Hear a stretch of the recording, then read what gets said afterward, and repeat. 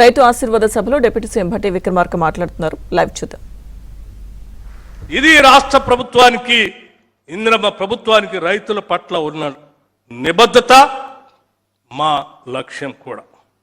మీరందరూ బాగుండాలని, మీరు పండించే ప్రతి పంట మీ కుటుంబానికి మేలు జరిగేటట్టుగా ఉండాలని, ఆనాడు రైతు రుణమాఫీ ఏ రకంగా చేశామో, ఇచ్చిన మాట ప్రకారం రైతు భరోసా ఏ రకంగా చేస్తా ఉన్నామో, ప్రకటించిన మేరకు ఏ రకంగా అయితే సన్న ఒడ్లకి బోనస్ ఇస్తా ఉన్నామో, తప్పనిసరిగా ఈ పరిస్థితులు ప్రక్రియని మొత్తంగా కాంగ్రెస్ ప్రభుత్వం ఉన్నంత కాలం కొనసాగిస్తామని చెప్పి మీ అందరికీ మాటిస్తూ మరొక్కసారి నా హృదయపూర్వకమైనటువంటి నమస్కారాలు తెలియజేస్తూ, ఈ తప్పుడు ప్రచారం చేసేటువంటి నాయకుల పట్ల జాగ్రత్తగా ఉండాలని, వ్యవసాయాన్ని పండగలాగా చేసుకుంటూ ముందుకు పోదామని చెప్పి మీ అందరికీ నేను సవినయంగా మనవి చేస్తూ సెలవు తీసుకున్నాను.